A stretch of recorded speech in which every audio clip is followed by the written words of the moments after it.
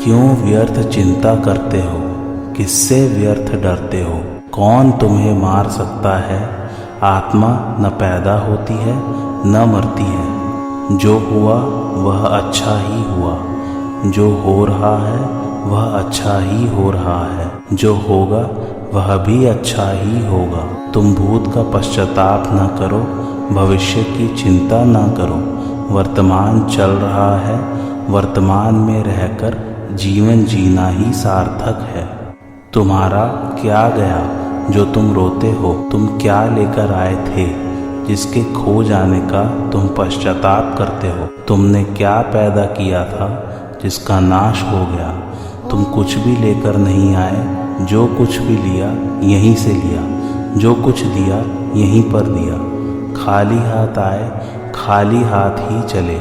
जय श्री कृष्णा मेरे सभी प्यारे कथा श्रोताओं को। मेरा नाम है नमित अग्रवाल और स्वागत है आपका मेरे चैनल कथावाचक में। आइए आज की कथा आरंभ करते हैं। गीता में कर्म योगी के लक्षण भी आए हैं, ज्ञान योगी के लक्षण भी आए हैं और भक्त के लक्षण भी आए हैं, परंतु केवल भक्त के लक्षणों में ही भगवान ने कहा है अद्वेष्टा सर्वभूतानां मैत्रः करुण एव च। यह लक्षण मित्रता और करुणा न कर्मयोगी के लक्षणों में आया है न ज्ञान योगी के लक्षणों में, प्रत्युत केवल भक्त के लक्षणों में आया है।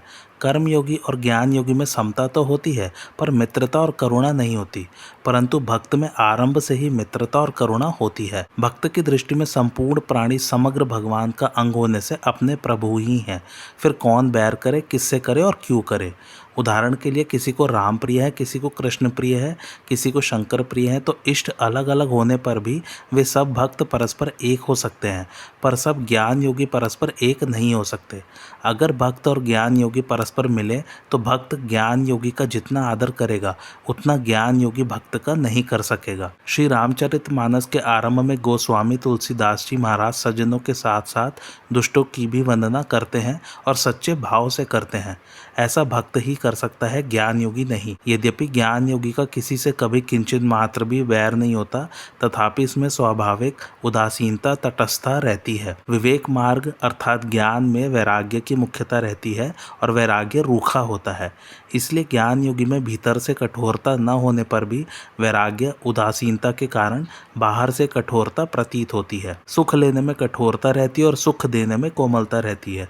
ज्ञान योगी मोक्ष का भी सुख लेता है तो उसमें कठोरता रहती है, परंतु दूसरे को सुख देने का भाव होने से भक्त में आरंभ से ही कोमलता रहती है।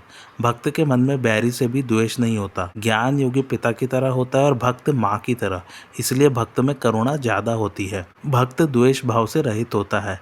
इतनी ही बात नहीं है, वह मित्र भाव वाला और दयालु भी होता है। प्रत्येक साधक के लिए निर्मम और निरंकार होना बहुत आवश्यक है। इसलिए गीता में भगवान ने कर्मयोग, ज्ञान योग और भक्ति योग तीनों ही योग मार्गों में निर्मम और निरंकार होने की बात कही है। इस विषय में एक विशेष ध्यान देने की बात है कि वास्तव में हमारा स्वरूप अहमता ममता से रहित है। अहमता अर्थात मैंपन और ममता अर्थात मेरापन दोनों अपने स्वरूप में मानी हुई है, वास्तविक नहीं है। अगर ये वास्तविक होती तो हम कभी निर्मम और निरंकार नहीं हो सकते और भगवान भी सबके लिए निर्मम और निरंकार होने की बात नहीं कहते, परंतु हम निर्मम और निरंकार हो सकते हैं तभी भगवान ऐसा कहते हैं। कर्म योग में पहले कामना का त्याग होता है, फिर कर्म योगी स्वतः निर्मम निरंकार हो जाता है। ज्ञान योग में पहले अहंकार का त्याग होता है, फिर ज्ञान योगी स्वतः निर्मम हो जाता है। भक्ति योग में भक्त अपने आप को भगवान के अर्पित कर देता है तो भगवत कृपा से वह स्वतः निर्मम निरंकार हो जाता है। स्वयं अर्पित होने से मन बुद्धि भी स्वतः भगवान के अर्पित हो जाते हैं। स्वयं अर्पित होने से फिर कुछ बाकी रहता ही नहीं, कारण कि स्वयं पहले है, शरीर मन बुद्धि आदि पीछे है। भक्त पहले है, मनुष्य पीछे है। भगवान में अर्पित होने से मन बुद्धि की स्वतंत्र सत्ता नहीं रहती, प्रत्युत केवल भगवान ही रहते हैं। भगवान का परा और अपरा दोनों प्रकृतियों के साथ समान संबंध है, पर जीव का संबंध अपरा के साथ नहीं है, कारण कि जीव अपरा प्रकृति से उत्कृष्ट है और भगवान का अंश है, इसलिए जीव का संबंध भगवान के साथ है। तात्पर्य है कि जीव अपरा प्रकृति को अपना न माने, प्रत्युत भगवान को ही अपना माने। यहाँ मन के अंतर्गत चित्त को और बुद्धि के अंतर्गत अहम को भी लेना चाहिए। भगवान ज्ञान स्वरूप और नित्य परिपूर्ण है, अतः उनमें ज्ञान की भूख तो नहीं है पर प्रेम की भूख अवश्य है। इसलिए भगवान कहते हैं कि मेरे में अर्पित मन बुद्धि वाला जो मेरा भक्त है वह मेरे को प्रिय है। ऐसे भक्त के सिवाय भगवान को प्यारा और कोई हो ही नहीं सकता। जैसे किसी राजा का बेटा दूसरों से भीख मांगने लगे तो वह राजा को नहीं सुहाता, ऐसे ही सत चित्त आनंद रूप भगवान का अंश जीव जब असत जड़ दुख रूप संसार से कुछ आशा रखता है तब वह भगवान को नहीं सुहाता, प्यारा नहीं लगता, क्योंकि इसमें जीव का महान अहित है। भगवान को वही प्यारा लगता है जो अन्य से आशा नहीं रखता तथा जिसमें जीव का परम हित होता है। सिद्ध भक्त के लक्षणों का दूसरा प्रकरण, जिसमें 6 लक्षणों का वर्णन है, आगे के श्लोक में आया है। यस्मान्नो द्विजते लोको लोकान्नो द्विजते च यह हर्षमर्ष भयो द्वेगैर मुक्तो यह स च में प्रियः, अर्थात जिससे कोई भी प्राणी उद्विग्न अर्थात क्षुब्ध नहीं होता और जो स्वयं भी किसी प्राणी से उद्विग्न नहीं होता तथा जो हर्ष अमर्ष अर्थात ईर्ष्या, भय और उद्वेग अर्थात हलचल से रहित है, वह मुझे प्रिय है। भावार्थ, भक्त सर्वत्र और सब में अपने परमप्रिय प्रभु को ही देखता है, अतः उसकी दृष्टि में मन, वाणी और शरीर से होने वाली संपूर्ण क्रियाएं एकमात्र भगवान की प्रसन्नता के लिए ही होती हैं। ऐसी अवस्था में भक्त किसी भी प्राणी को उद्वेग कैसे पहुंचा सकता है। फिर भी भक्तों के चरित्र में यह देखने में आता है कि उनकी महिमा, आदर सत्कार तथा कहीं कहीं उनकी क्रिया, यहाँ तक कि उनकी सौम्य आकृति मात्र से भी कुछ लोग ईर्ष्यावश उद्विग्न हो जाते हैं और भक्तों से अकारण द्वेष और विरोध करने लगते हैं। लोगों को भक्त से होने वाले उद्वेग के संबंध में विचार किया जाए तो यही पता चलेगा कि भक्त की क्रियाएं कभी किसी के उद्वेग का कारण नहीं होती, क्योंकि भक्त प्राणी मात्र में भगवान को ही देखता है। उसकी मात्र क्रियाएं स्वभावतः प्राणियों के परम हित के लिए ही होती है। उसके द्वारा कभी भूल से भी किसी के अहित की चेष्टा नहीं होती। जिनको उससे उद्वेग होता है वह उनके अपने राग द्वेष युक्त आसुर स्वभाव के कारण ही होता है। अपने ही दोष युक्त स्वभाव के कारण उनको भक्त की हितपूर्ण चेष्टाएं भी उद्वेगजनक प्रतीत होती हैं। इसमें भक्त का क्या दोष? बृहर्त हरि जी कहते हैं, हरिण, मछली और सज्जन क्रमशः तृण, जल और संतोष पर अपना जीवन निर्वाह करते हैं, किसी को कुछ नहीं कहते, परंतु व्याध, मछुए और दुष्ट लोग अकारण ही इनसे वैर करते हैं। वास्तव में भक्तों द्वारा दूसरे मनुष्य के उद्विग्न होने का प्रश्न ही पैदा नहीं होता। प्रत्युत भक्तों के चरित्र में ऐसे प्रसंग देखने में आते हैं कि उनसे द्वेष रखने वाले लोग भी उनके चिंतन और संग दर्शन स्पर्श वार्तालाप के प्रभाव से अपना आसुर स्वभाव छोड़कर भक्त हो गए। ऐसा होने में भक्तों का उदारतापूर्ण स्वभाव ही हेतु है, परंतु भक्तों से द्वेष करने वाले सभी लोगों को लाभ ही होता हो ऐसा नियम भी नहीं है। अगर ऐसा मान लिया जाए कि भक्त से किसी को उद्वेग होता ही नहीं अथवा दूसरे लोग भक्त के विरुद्ध कोई चेष्टा करते ही नहीं या भक्त के शत्रु मित्र होते ही नहीं, तो फिर भक्त के लिए शत्रु मित्र, मान अपमान, निंदा स्तुति आदि में सम होने की बात नहीं कही जाती। तात्पर्य यह है कि लोगों को अपने आसुर स्वभाव के कारण भक्त की हितकर क्रियाओं से भी उद्वेग हो सकता है और वे बदले की भावना से भक्त के विरुद्ध चेष्टा कर सकते हैं तथा अपने को उस भक्त का शत्रु मान सकते हैं, परंतु भक्त की दृष्टि में न तो कोई शत्रु होता है और न किसी को उद्विग्न करने का उसका भाव ही होता है। पहले भगवान ने बताया कि भक्त से किसी प्राणी को उद्वेग नहीं होता और अब उपर्युक्त पदों से यह बताते हैं कि भक्त को खुद भी किसी प्राणी से उद्वेग नहीं होता। इसके 2 कारण हैं। पहला, भक्त के शरीर, मन, इंद्रिय, सिद्धांत आदि के विरुद्ध भी अनिच्छा या परेच्छा से क्रियाएं और घटनाएं हो सकती हैं, परंतु वास्तविकता का बोध होने तथा भगवान में अत्यंत प्रेम होने के कारण भक्त भगवत प्रेम में इतना निमग्न रहता है कि उसको सर्वत्र और सब में भगवान के ही दर्शन होते हैं। इसलिए प्राणी मात्र की क्रियाओं में, चाहे उनमें कुछ उसके प्रतिकूल ही क्यों न हो, उसको भगवान की ही लीला दिखाई देती है, अतः उसको किसी भी क्रिया से कभी उद्वेग नहीं होता। दूसरा कारण, मनुष्य को दूसरों से उद्वेग तभी होता है जब उसकी कामना, मान्यता, साधना, धारणा आदि का विरोध होता है। भक्त सर्वथा पूर्ण काम होता है, इसलिए दूसरों से उद्विग्न होने का कोई कारण ही नहीं रहता। यहाँ हर्ष से मुक्त होने का तात्पर्य यह है कि सिद्ध भक्त सब प्रकार के हर्ष आदि विकारों से सर्वथा रहित होता है, पर इसका आशय यह नहीं है कि सिद्ध भक्त सर्वथा हर्ष रहित अर्थात प्रसन्नता शून्य होता है।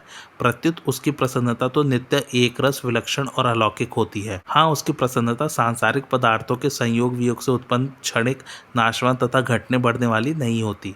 सर्वत्र भगवत बुद्धि रहने से एकमात्र अपने इष्ट देव भगवान को और उनकी लीलाओं को देख देखकर वह सदा ही प्रसन्न रहता है। किसी के उन्नति को सहन न करना अमर्ष कहलाता है। दूसरे लोगों को अपने समान या अपने से अधिक सुख सुविधा, धन, विद्या, महिमा, आदर सत्कार आदि प्राप्त हुआ देखकर साधारण मनुष्य के अंतःकरण में उनके प्रति ईर्ष्या होने लगती है, क्योंकि उसको दूसरे का उत्कर्ष सहन नहीं होता। कई बार कुछ साधकों के अंतःकरण में भी दूसरे साधकों की आध्यात्मिक उन्नति और प्रसन्नता देखकर अथवा सुनकर किंचित ईर्ष्या का भाव पैदा हो जाता है, पर भक्त इस विकार से सर्वथा रहित होता है, क्योंकि उसकी दृष्टि में अपने प्रिय प्रभु के सिवाय अन्य किसी की स्वतंत्र सत्ता रहती ही नहीं।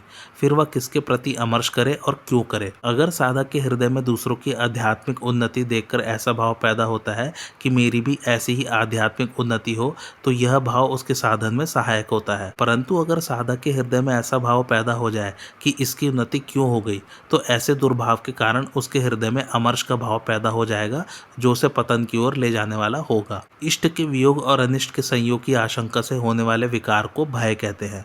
भय दो कारणों से होता है। पहला, बाहरी कारणों से, जैसे सिंह, सांप, चोर, डाकू आदि से अनिष्ट होने अथवा किसी प्रकार की सांसारिक हानि पहुंचने की आशंका से होने वाला भय।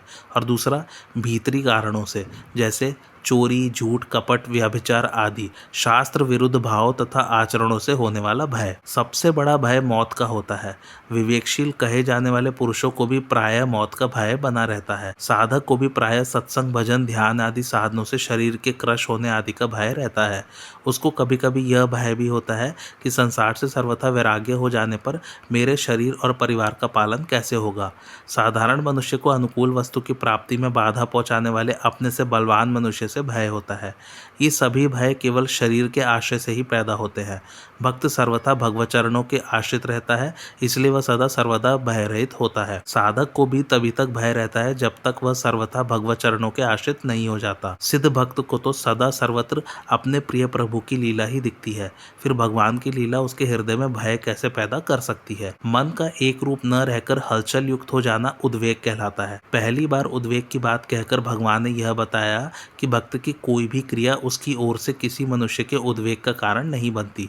दूसरी बार उद्वेग की बात कहकर यह बताया कि दूसरे मनुष्यों की किसी भी क्रिया से भक्त के अंतःकरण में उद्वेग नहीं होता। इसके सिवाय दूसरे कई कारणों से भी मनुष्य को उद्वेग हो सकता है, जैसे बार बार कोशिश करने पर भी अपना कार्य पूरा न होना, कार्य का इच्छानुसार फल न मिलना, अनिच्छा से ऋतु परिवर्तन, भूकंप, बाढ़ आदि दुखदायी घटनाएं घटना, अपनी कामना, मान्यता, सिद्धांत अथवा साधन में विघ्न पड़ना आदि। भक्त इन सभी प्रकार के उद्वेगों से सर्वथा मुक्त होता है। यह बताने के लिए ही तीसरी बार उद्वेग की बात कही गई है। तात्पर्य यह है कि भक्त के अंतःकरण में उद्वेग नाम की कोई चीज रहती ही नहीं। उद्वेग के होने में अज्ञान जनित इच्छा और आसुर स्वभाव ही कारण है। भक्त में अज्ञान का सर्वथा अभाव होने से कोई स्वतंत्र इच्छा नहीं रहती, फिर आसुर स्वभाव तो साधना अवस्था में ही नष्ट हो जाता है। भगवान की इच्छा ही भक्त की इच्छा होती है। भक्त अपनी क्रियाओं के फल रूप में अथवा अनिच्छा से प्राप्त अनुकूल प्रतिकूल परिस्थिति में भगवान का कृपापूर्ण विधान ही देखता है और निरंतर आनंद में मग्न रहता है। अतः भक्त में उद्वेग का सर्वथा अभाव होता है। मुक्त पद का अर्थ है विकारों से सर्वथा छूटा हुआ। अंतःकरण में संसार का आदर रहने से अर्थात परमात्मा में पूर्णतया मन बुद्धि न लगने से ही हर्ष, अमर्ष, भय, उद्वेग आदि विकार उत्पन्न होते हैं। परंतु भक्त की दृष्टि में एक भगवान के सिवाय अन्य किसी की स्वतंत्र सत्ता और महत्ता न रहने से उसमें ये विकार उत्पन्न ही नहीं होते। उसमें स्वाभाविक ही सद्गुण सदाचार रहते हैं। तात्पर्य यह है कि भक्त यावन मात्र दुर्गुण दुराचारों से सर्वथा रहित होता है। गुणों का अभिमान होने से दुर्गुण अपने आप आ जाते हैं। अपने में किसी गुण के आने पर अभिमान रूप दुर्गुण उत्पन्न हो जाए तो उस गुण को गुण कैसे माना जा सकता है। दैवी संपत्ति अर्थात सद्गुण से कभी आसुरी संपत्ति अर्थात दुर्गुण उत्पन्न नहीं हो सकती। अगर दैवी संपत्ति से आसुरी संपत्ति की उत्पत्ति होती तो इन भगवत वचनों के अनुसार मनुष्य मुक्त कैसे होता। वास्तव में गुणों के अभिमान में गुण कम तथा दुर्गुण अर्थात अभिमान अधिक होता है। अभिमान से दुर्गुणों की वृद्धि होती है, क्योंकि सभी दुर्गुण दुराचार अभिमान के ही आश्रित रहते होते हैं। भक्त को तो प्राय इस बात की जानकारी ही नहीं होती कि मेरे में कोई गुण है। अगर उसको अपने में कभी कोई गुण दिखता भी है तो वह उसको भगवान का ही मानता है, अपना नहीं। इस प्रकार गुणों का अभिमान न होने के कारण भक्त सभी दुर्गुण दुराचारों विकारों से मुक्त होता है। भक्त को भगवान प्रिय होते हैं, इसलिए भगवान को भी भक्त प्रिय होते हैं। दूसरे को सत्ता देने से ही उद्वेग, ईर्ष्या, भय आदि होते हैं। भक्त की दृष्टि में एक भगवान के सिवाय दूसरी कोई सत्ता है ही नहीं, फिर वह किससे उद्वेग, ईर्ष्या, भय आदि करे और क्यों करे। सिद्ध भक्त के 6 लक्षण बताने वाला तीसरा प्रकरण आगे के श्लोक में आया है। अनपेक्षः शुचिर्दक्ष उदासीनो गतव्यथः सर्वारंभ परित्यागी यो मद्भक्तः स मे प्रियः। अर्थात जो अपेक्षा अर्थात आवश्यकता से रहित, बाहर भीतर से पवित्र, चतुर, उदासीन, व्यथा से रहित और सभी आरंभों का अर्थात नए नए कर्मों के आरंभ का सर्वथा त्यागी है, वह मेरा भक्त मुझे प्रिय है। भावार्थ, भक्त भगवान को ही सर्वश्रेष्ठ मानता है। उसकी दृष्टि में भगवत प्राप्ति से बढ़कर दूसरा कोई लाभ नहीं होता। अतः संसार की किसी भी वस्तु में उसका किंचित मात्र भी खिंचाव नहीं होता। इतना ही नहीं, अपने कहलाने वाले शरीर, इंद्रियों, मन, बुद्धि में भी उसका अपनापन नहीं रहता, प्रत्युत वह उनको भी भगवान का ही मानता है, जो कि वास्तव में भगवान के ही है। अतः उसको शरीर निर्वाह की भी चिंता नहीं होती। फिर वह और किस बात की अपेक्षा करे, अर्थात फिर उसे किसी भी वस्तु की इच्छा, वासना, स्पृहा नहीं रहती। भक्त पर चाहे कितनी ही बड़ी आपत्ति आ जाए, आपत्ति का ज्ञान होने पर भी उसके चित्त पर प्रतिकूल प्रभाव नहीं होता। भयंकर से भयंकर परिस्थिति में भी वह भगवान की लीला का अनुभव करके मस्त रहता है, इसलिए वह किसी प्रकार की अनुकूलता की कामना नहीं करता। नाशवंत पदार्थ तो रहते नहीं, उनका वियोग अवश्यंभावी है और अविनाशी परमात्मा से कभी वियोग होता ही नहीं। इस वास्तविकता को जानने के कारण भक्त में स्वाभाविक ही नाशवंत पदार्थों की इच्छा पैदा नहीं होती। यह बात खास ध्यान देने की है कि केवल इच्छा करने से शरीर निर्वाह के पदार्थ मिलते हों तथा इच्छा न करने से न मिलते हों, ऐसा कोई नियम नहीं है। वास्तव में शरीर निर्वाह की आवश्यक सामग्री स्वतः प्राप्त होती है, क्योंकि जीव मात्र के शरीर निर्वाह की आवश्यक सामग्री का प्रबंध भगवान की ओर से पहले ही हुआ रहता है। इच्छा करने से तो आवश्यक वस्तुओं की प्राप्ति में बाधा ही आती है।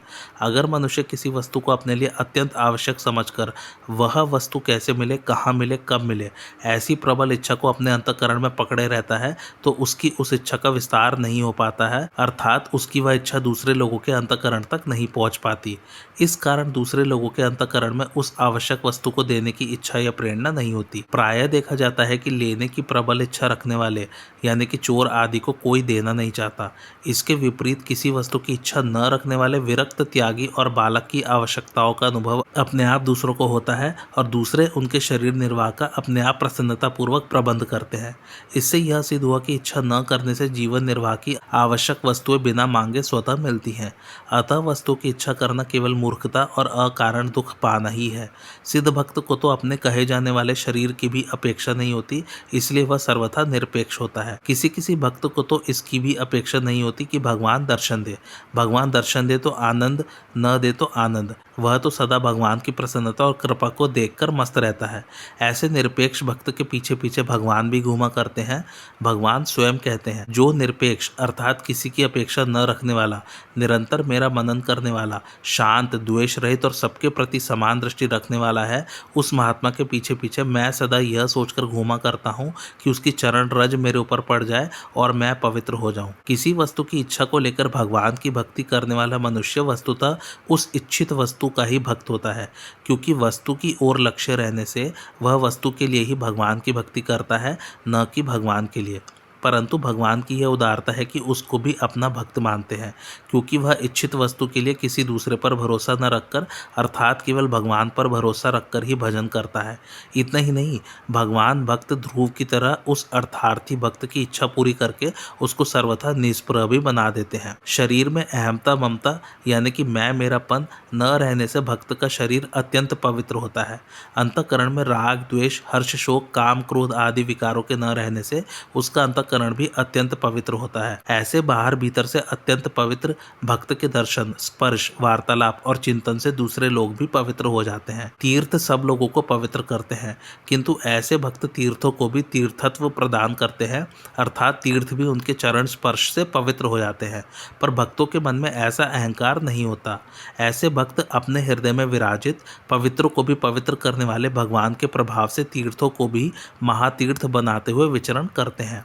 महाराज भगीरथ गंगा जी से कहते हैं, माता, जिन्होंने लोक परलोक की समस्त कामनाओं का त्याग कर दिया है, जो संसार से उपरत होकर अपने आप में शांत है, जो ब्रह्मनिष्ठ और लोकों को पवित्र करने वाले परोपकारी साधु पुरुष हैं, वे अपने अंग स्पर्श से तुम्हारे समस्त पापों को नष्ट कर देंगे, क्योंकि उनके हृदय में समस्त पापों का नाश करने वाले भगवान सर्वदा निवास करते हैं। जिसने करने योग्य काम कर लिया है वही दक्ष है।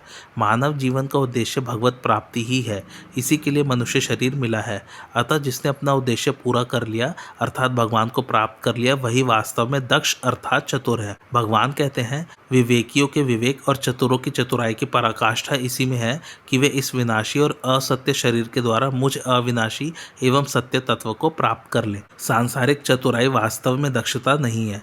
एक दृष्टि से तो व्यवहार में अधिक दक्षता होना कलंक ही है, क्योंकि इससे अंतःकरण में जड़ पदार्थों का आदर बढ़ता है, जो मनुष्य के पतन का कारण होता है। सिद्ध भक्त में व्यावहारिक दक्षता भी होती है, परंतु व्यावहारिक दक्षता को पारमार्थिक स्थिति की कसौटी मानना वस्तुतः सिद्ध भक्त का अपमान ही करना है। उदासीन शब्द का अर्थ है उत प्लस आसीन, अर्थात ऊपर बैठा हुआ, तटस्थ, पक्षपात से रहित। विवाद करने वाले दो व्यक्तियों के प्रति जिसका सर्वथा तटस्थ भाव रहता है उसको उदासीन कहा जाता है। उदासीन शब्द निर्लिप्तता का द्योतक है। जैसे ऊंचे पर्वत पर खड़े हुए पुरुष पर नीचे पृथ्वी पर लगी हुई आग या बाढ़ आदि का कोई असर नहीं पड़ता, ऐसे ही किसी भी अवस्था, घटना, परिस्थिति आदि का भक्त पर कोई असर नहीं पड़ता। वह सदा निर्लिप्त रहता है। जो मनुष्य भक्त का हित चाहता है तथा उसके अनुकूल आचरण करता है, वह उसका मित्र समझा जाता है, और जो मनुष्य भक्त का अहित चाहता है तथा उसके प्रतिकूल आचरण करता है, वह उसका शत्रु समझा जाता है। इस प्रकार मित्र और शत्रु समझे जाने वाले व्यक्ति के साथ भक्त के बाहरी व्यवहार में फर्क मालूम दे सकता है, परंतु भक्त के अंतःकरण में दोनों मनुष्यों के प्रति किंचित मात्र भी भेदभाव नहीं होता। वह दोनों स्थितियों में सर्वथा उदासीन अर्थात निर्लिप्त रहता है। भक्त के अंतःकरण में अपनी स्वतंत्र सत्ता नहीं रहती। वह शरीर सहित संपूर्ण संसार को परमात्मा का ही मानता है, इसलिए उसका व्यवहार पक्षपात से रहित होता है। कुछ मिले या न मिले, कुछ भी आए या चला जाए, जिसके चित्त में दुख, चिंता, शोक रूप हलचल कभी होती ही नहीं, उस भक्त को यहाँ गतव्यत कहा गया है। यहाँ व्यथा शब्द केवल दुख का वाचक नहीं है। अनुकूलता की प्राप्ति होने पर चित्त में प्रसन्नता तथा प्रतिकूलता की प्राप्ति होने पर चित्त में खिन्नता की जो हलचल होती है, वह भी व्यथा ही है। अतः अनुकूलता तथा प्रतिकूलता से अंतःकरण में होने वाले राग, द्वेष, हर्ष, शोक आदि विकारों के सर्वथा अभाव को यहाँ गतव्यथ पद से कहा गया है। भोग और संग्रह के उद्देश्य से नए नए कर्म करने को आरंभ कहते हैं।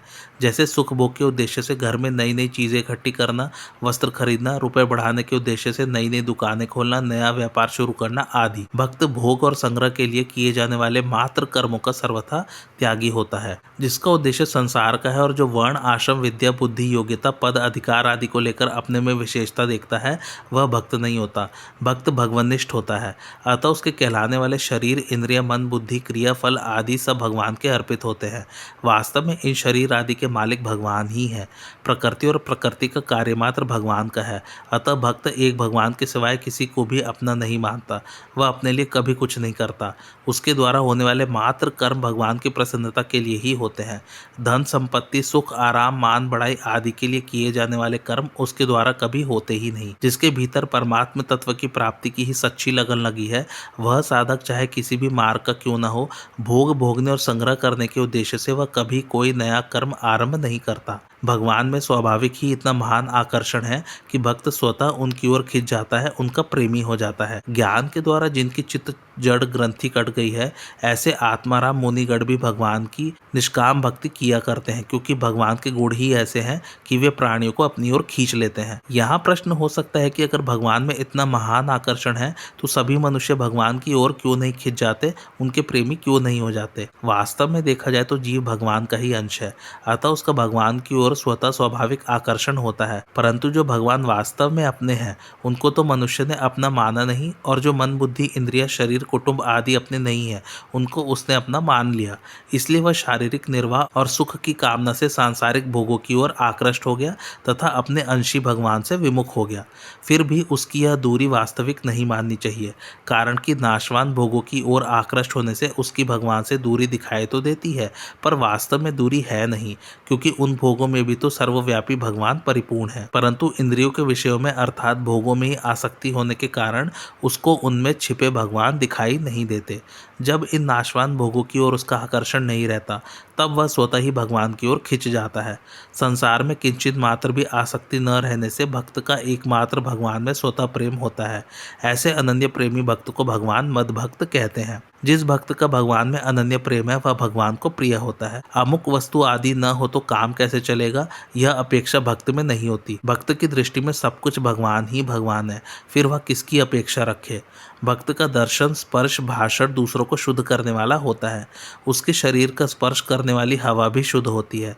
यद्यपि ऐसी शुद्धि ज्ञान योगी महापुरुष में भी होती है, तथापि भक्त में शुरू से ही सबकी हितैषिता विशेष रूप से रहने के कारण उसमें विशेष शुद्धि होती है। भक्त ने करने योग्य काम कर लिया, अर्थात वह कृतकृत्य, ज्ञात ज्ञातव्य और प्राप्त प्राप्तव्य हो गया, इसलिए वह दक्ष है। गुणातीत महापुरुष में कर्तृत्व न होने से वह सर्वारंभ परित्यागी होता है, और भक्त में स्वार्थ तथा अभिमान न होने से वह सर्वारंभ परित्यागी होता है। भक्त को अपने लिए कुछ करना शेष है ही नहीं, फिर वह आरंभ क्या करे। उसके द्वारा आरंभ तो हो सकता है, पर उसमें उसको कोई लगाव, आसक्ति, प्रयोजन, आग्रह नहीं रहता। आरंभ हो जाए तो ठीक, न हो तो ठीक, वह दोनों में सम रहता है। सिद्ध भक्त के 5 लक्षणों वाला चौथा प्रकरण आगे के श्लोक में आया है। यो न हृष्यति, न द्वेष्टि, न शोचति, न कांक्षति, शुभाशुभ परित्यागी, भक्ति मान्यः स मे प्रियः। अर्थात जो न कभी हर्षित होता है, न द्वेष करता है, न शोक करता है, न कामना करता है, और जो शुभ अशुभ कर्मों से ऊंचा उठा हुआ राग द्वेष रहित है, वह भक्तिमान मनुष्य मुझे प्रिय है। भावार्थ, मुख्य विकार 4 हैं। पहला राग, दूसरा द्वेष, तीसरा हर्ष और चौथा शोक। प्रचलित भाषा में किसी की मृत्यु से मन में होने वाली व्यथा के लिए शोक शब्द का प्रयोग किया जाता है, परंतु यहाँ शोक शब्द का तात्पर्य अंतःकरण के दुख रूप विकार से है। सिद्ध भक्त में ये चारों ही विकार नहीं होते। उसका यह अनुभव होता है कि संसार का प्रतिक्षण वियोग हो रहा है और भगवान से कभी वियोग होता ही नहीं। संसार के साथ कभी संयोग था नहीं, है नहीं, रहेगा नहीं और रह सकता भी नहीं। अतः संसार की कोई स्वतंत्र सत्ता नहीं है।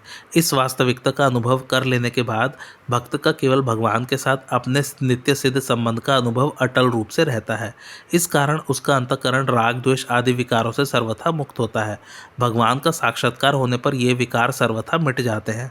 साधनावस्था में भी साधक जो जो साधन में आगे बढ़ता है, त्यों ही त्यों उसमें राग द्वेष आदि कम होते चले आते हैं।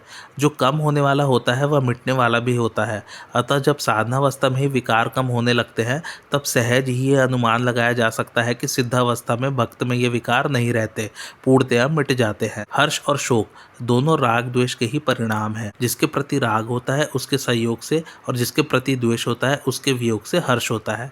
इसके विपरीत जिसके प्रति राग होता है उसके वियोग या वियोग की आशंका से, और जिसके प्रति द्वेष होता है उसके संयोग या संयोग की आशंका से शोक होता है।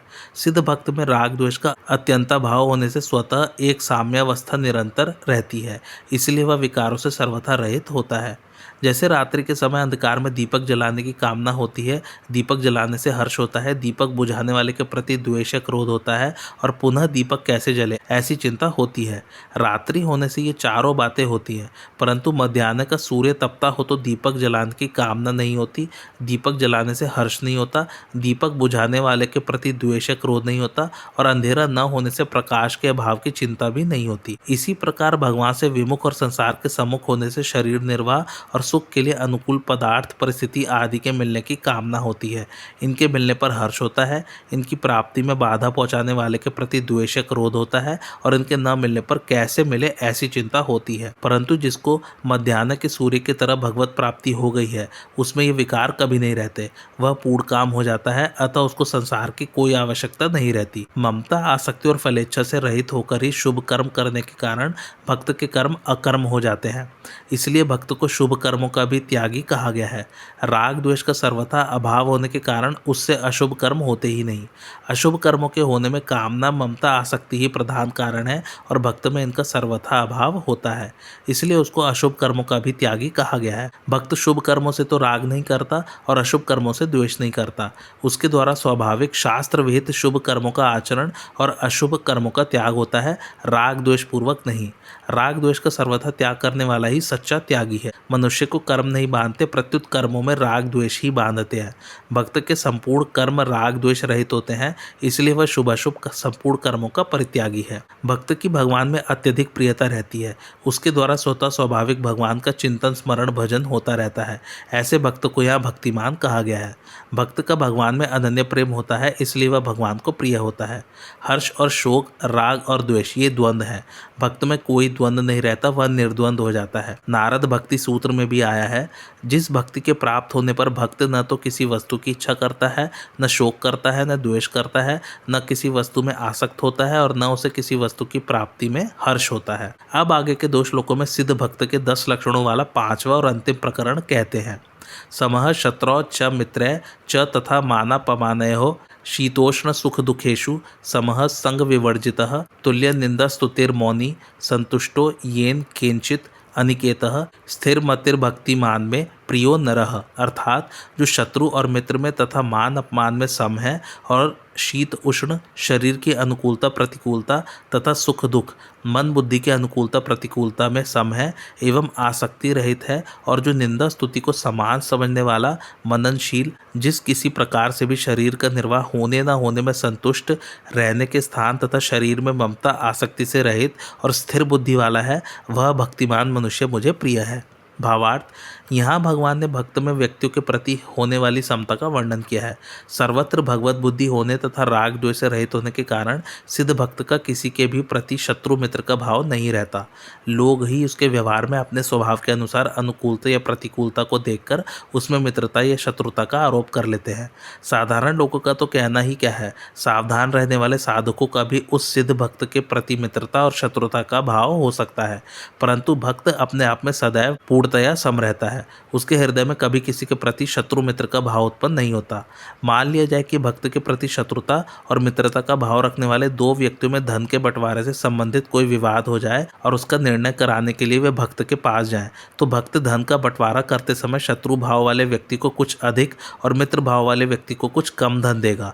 यद्यपि भक्त के इस निर्णय में विषमता दिखती है, तथापि शत्रु भाव वाले व्यक्ति को इस निर्णय में समता दिखाई देगी कि इसने पक्षपात रहित बंटवारा किया है। अतः भक्त के इस निर्णय में विषमता दिखने पर भी वास्तव में यह समता को उत्पन्न करने वाला होने से समता ही कहलाएगी। उपर्युक्त पदों से यह भी सिद्ध होता है कि सिद्ध भक्त के साथ भी लोग अपने भाव के अनुसार शत्रुता मित्रता का व्यवहार करते हैं और उसके व्यवहार से अपने को उसका शत्रु मित्र मान लेते हैं।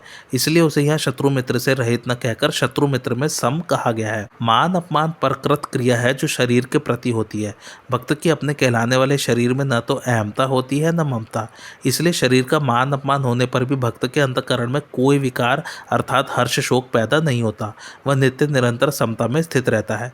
इन पदों में 2 स्थानों पर सिद्ध भक्त की समता बताई गई है। पहला, शीत उष्ण में समता अर्थात इंद्रियों का अपने अपने विषयों से संयोग होने पर अंतःकरण में कोई विकार न होना। दूसरा, सुख दुख में समता अर्थात धनादि पदार्थों की प्राप्ति या अप्राप्ति होने पर अंतःकरण में कोई विकार न होना।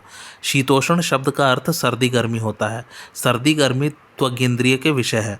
भक्त केवल त्वगिंद्रिय के विषयों में ही सम रहता हो ऐसी बात नहीं है, वह तो समस्त इंद्रियों के विषयों में सम रहता है। अतः यहाँ शीतोष्ण शब्द समस्त इंद्रियों के विषयों का वाचक है। प्रत्येक इंद्रिय का अपने अपने विषय के साथ संयोग होने पर भक्त को उन अनुकूल या प्रतिकूल विषयों का ज्ञान तो होता है, पर उसके अंतःकरण में हर्ष शोक आदि विकार नहीं होते, वह सदा सम रहता है। साधारण मनुष्य धन आदि अनुकूल पदार्थों की प्राप्ति में सुख तथा प्रतिकूल पदार्थों की प्राप्ति में दुख का अनुभव करते हैं, परंतु उन्हीं पदार्थों के प्राप्त होने अथवा न होने पर सिद्ध भक्त के अंतःकरण में कभी किंचित मात्र भी राग द्वेष हर्ष शोक आदि विकार नहीं होते। वह प्रत्येक परिस्थिति में सम रहता है। सुख दुख में सम रहने तथा सुख दुख से रहित होने दोनों का गीता में एक ही अर्थ में प्रयोग हुआ है। सुख दुख की परिस्थिति अवश्यंभावी है, अतः उससे रहित होना संभव नहीं है। इसलिए भक्त अनुकूल तथा प्रतिकूल परिस्थितियों में सम रहता है। हाँ, अनुकूल तथा प्रतिकूल परिस्थिति को लेकर अंतःकरण में जो हर्ष शोक होते हैं उनसे रहित हुआ जा सकता है। इस दृष्टि से गीता में जहाँ सुख दुख में सम होने की बात आई है वहाँ सुख दुख की परिस्थिति में सम समझना चाहिए, और जहाँ सुख दुख से रहित होने की बात आई है वहाँ अनुकूल तथा प्रतिकूल परिस्थिति की प्राप्ति से होने वाले हर्ष शोक से रहित समझना चाहिए। संग शब्द का अर्थ संयोग तथा आसक्ति दोनों ही होते हैं। मनुष्य के लिए यह संभव नहीं है कि वह स्वरूप से सब पदार्थों का संग अर्थात संबंध छोड़ सके, क्योंकि जब तक मनुष्य जीवित रहता है तब तक शरीर, मन, बुद्धि, इंद्रियां उसके साथ रहती ही हैं। हाँ, शरीर से भिन्न कुछ पदार्थों का त्याग स्वरूप से किया जा सकता है। जैसे किसी व्यक्ति ने स्वरूप से प्राणी पदार्थों का संग छोड़ दिया, पर उसके अंतःकरण में अगर उनके प्रति किंचित मात्र भी आसक्ति बनी हुई है तो उन प्राणी पदार्थों से दूर होते हुए भी वास्तव में उसका उनसे संबंध बना हुआ ही है। दूसरी ओर अगर अंतःकरण में प्राणी पदार्थों की किंचित मात्र भी आसक्ति नहीं है तो पास रहते हुए भी वास्तव में उनसे संबंध नहीं है। अगर पदार्थों का स्वरूप से त्याग करने पर ही मुक्ति होती तो मरने वाला हर एक व्यक्ति मुक्त हो जाता, क्योंकि उसने तो अपने शरीर का भी त्याग कर दिया। परंतु ऐसी बात है नहीं। अंतःकरण में आसक्ति के रहते हुए शरीर का त्याग करने पर भी संसार का बंधन बना रहता है। अतः मनुष्य को सांसारिक आसक्ति ही बांधने वाली है, न कि सांसारिक प्राणी पदार्थों का स्वरूप से संबंध। आसक्ति को मिटाने के लिए पदार्थों का स्वरूप से त्याग करना भी एक साधन हो सकता है, किंतु खास जरूरत आसक्ति का सर्वथा त्याग करने की ही है। संसार के प्रति यदि किंचित मात्र भी आसक्ति है तो उसका चिंतन अवश्य होगा। इस कारण वह आसक्ति साधक को क्रमशः कामना, क्रोध, मूढ़ता आदि को प्राप्त कराती हुई उसे पतन के गर्त में गिराने का हेतु बन सकती है। भगवान ने भगवत प्राप्ति के बाद आसक्ति की सर्वथा निवृत्ति की बात कही है। भगवत प्राप्ति से पहले भी आसक्ति की निवृत्ति हो सकती है, पर भगवत प्राप्ति के बाद तो आसक्ति सर्वथा निवृत्त हो ही जाती है। भगवत प्राप्त महापुरुष में आसक्ति का सर्वथा अभाव होता ही है, परंतु भगवत प्राप्ति से पूर्व साधनावस्था में आसक्ति का सर्वथा अभाव होता ही नहीं, ऐसा नियम नहीं है। साधनावस्था में भी आसक्ति का सर्वथा अभाव होकर साधक को तत्काल भगवत प्राप्ति हो सकती है। आसक्ति न तो परमात्मा के अंश शुद्ध चेतन में रहती है और न जड़ में ही, वह जड़ और चेतन के संबंध रूप मैंपन की मान्यता में रहती है। वही आसक्ति बुद्धि, मन, इंद्रियों और विषयों में प्रतीत होती है। अगर साधक के मैंपन की मान्यता में रहने वाली आसक्ति मिट जाए तो दूसरी जगह प्रतीत होने वाली आसक्ति स्वतः मिट जाएगी। आसक्ति का कारण अविवेक है। अपने विवेक को पूर्णतया महत्व न देने से साधक में आसक्ति रहती है, भक्त में अविवेक नहीं रहता, इसलिए वह आसक्ति से सर्वथा रहित होता है। अपने अंशी भगवान से विमुख होकर भूल से संसार को अपना मान लेने से संसार में राग हो जाता है और राग होने से संसार में आसक्ति हो जाती है। संसार से माना हुआ अपनापन सर्वथा मिट जाने से बुद्धि सम हो जाती है। बुद्धि के सम होने पर स्वयं आसक्ति रहित हो जाता है। वास्तव में जीव मात्र की भगवान के प्रति स्वाभाविक प्रेम है। जब तक संसार के साथ भूल से माना हुआ अपनेपन का संबंध है तब तक वह अनुरक्ति प्रकट नहीं होती, प्रत्युत संसार में आसक्ति के रूप में प्रतीत होती है। संसार की आसक्ति रहते हुए भी वस्तुतः भगवान की अनुरक्ति मिटती नहीं। अनुरक्ति के प्रकट होते ही आसक्ति अर्थात सूर्य का उदय होने पर अंधकार की तरह सर्वथा निवृत्त हो जाती है। जो जो संसार से विरक्ति होती है त्यों ही त्यों भगवान में अनुरक्ति प्रकट होती है। यह नियम है कि आसक्ति को समाप्त करके विरक्ति स्वयं भी उसी प्रकार शांत हो जाती है जिस प्रकार लकड़ी को जलाकर अग्नि। इस प्रकार आसक्ति और विरक्ति के न रहने पर स्वतः स्वाभाविक अनुरक्ति का स्रोत प्रवाहित होने लगता है। इसके लिए किंचित मात्र भी कोई उद्योग नहीं करना पड़ता। फिर भक्त सब प्रकार से भगवान के पूर्ण समर्पित हो जाता है। उसकी संपूर्ण क्रियाएं भगवान की प्रियता के लिए ही होती हैं। उससे प्रसन्न होकर भगवान उस भक्त को अपना प्रेम प्रदान करते हैं। भक्त उस प्रेम को भी भगवान के ही प्रति लगा देता है। इससे भगवान और आनंदित होते हैं तथा पुनः उसे प्रेम प्रदान करते हैं। भक्त पुनः उसे भगवान के प्रति लगा देता है। इस प्रकार भक्त और भगवान के बीच प्रतिक्षण वर्धमान प्रेम के आदान प्रदान की लीला चलती रहती है। निंदा स्तुति मुख्यतः नाम की होती है। यह भी प्रकृत क्रिया है। लोग अपने स्वभाव के अनुसार भक्त की निंदा या स्तुति किया करते हैं। भक्त में अपने कहलाने वाले नाम और शरीर में लेश मात्र भी अहमता और ममता नहीं होती, इसलिए निंदा स्तुति का उस पर लेश मात्र भी असर नहीं पड़ता। भक्त का न तो अपनी स्तुति या प्रशंसा करने वाले के प्रति राग होता है और न निंदा करने वाले के प्रति द्वेषी होता है। उसकी दोनों में ही समबुद्धि रहती है। साधारण मनुष्य के भीतर अपनी प्रशंसा की कामना रहा करती है, इसलिए वे अपनी निंदा सुनकर दुख का और स्तुति सुनकर सुख का अनुभव करते हैं। इसके विपरीत अपनी प्रशंसा न चाहने वाले साधक पुरुष निंदा सुनकर सावधान होते हैं और स्तुति सुनकर लज्जित होते हैं। परंतु नाम में किंचित मात्र भी अपनापन न होने के कारण सिद्ध भक्त इन दोनों भाव से रहित होता है, अर्थात निंदा स्तुति में सम होता है। हाँ, वह भी कभी कभी लोक संग्रह के लिए साधक की तरह निंदा में सावधान तथा स्तुति में लज्जित होने का व्यवहार कर सकता है। भक्त की सर्वत्र भगवत बुद्धि होने के कारण भी उसका निंदा स्तुति करने वालों में भेदभाव नहीं होता। ऐसा भेदभाव न रहने से ही यह प्रतीत होता है कि वह निंदा स्तुति में सम है। भक्त के द्वारा अशुभ कर्म तो हो ही नहीं सकते और शुभ कर्मों के होने में वह केवल भगवान को हेतु मानता है। फिर भी उसकी कोई निंदा या स्तुति करे तो उसके चित्त में कोई विकार पैदा नहीं होता। सिद्ध भक्त के द्वारा स्वतः स्वाभाविक भगवत स्वरूप का मनन होता रहता है, इसलिए उसको मौनी अर्थात मननशील कहा गया है। अंतःकरण में आने वाली प्रत्येक वृत्ति में उसको वासुदेव सर्वम अर्थात सब कुछ भगवान ही है यही दिखता है, इसलिए उसके द्वारा निरंतर ही भगवान का मनन होता है। यह मौनी पद का अर्थ वाणी का मौन रखने वाला नहीं माना जा सकता, क्योंकि ऐसा मानने से वाणी के द्वारा भक्ति का प्रचार करने वाले भक्त पुरुष भक्ति नहीं कहलाएंगे। इसके सिवाय अगर वाणी का मौन रखने मात्र से भक्त होना संभव होता तो भक्त होना बहुत ही आसान हो जाता और ऐसे भक्त असंख्य बन जाते, किंतु संसार में भक्तों की संख्या अधिक देखने में नहीं आती। इसके सिवाय आसुर स्वभाव वाला दंभी व्यक्ति भी हठपूर्वक वाणी का मौन रख सकता है, परंतु यहाँ भगवत प्राप्त सिद्ध भक्त के लक्षण बताए जा रहे हैं, इसलिए यहाँ मौनी पद का अर्थ भगवत स्वरूप का मनन करने वाला ही मानना युक्ति संगत है। दूसरे लोगों को भक्त अर्थात प्रारब्धानुसार शरीर निर्वाह के लिए जो कुछ मिल जाए उसी में संतुष्ट दिखता है, परंतु वास्तव में भक्त की संतुष्टि का कारण कोई सांसारिक पदार्थ परिस्थिति आदि नहीं होती। एकमात्र भगवान में ही प्रेम होने के कारण वह नित्य निरंतर भगवान में ही संतुष्ट रहता है। इस संतुष्टि के कारण वह संसार के प्रत्येक अनुकूल प्रतिकूल परिस्थिति में सम रहता है, क्योंकि उसके अनुभव में प्रत्येक अनुकूल या प्रतिकूल परिस्थिति भगवान के मंगलमय विधान से ही आती है। आज की कथा यहीं समाप्त होती। कैसी लगी आप लोग को मेरी कथा मुझे कमेंट करके ज़रूर बताइए और मेरे चैनल कथावाचक को लाइक शेयर और सब्सक्राइब जरूर कीजिए। Thanks for watching. धन्यवाद।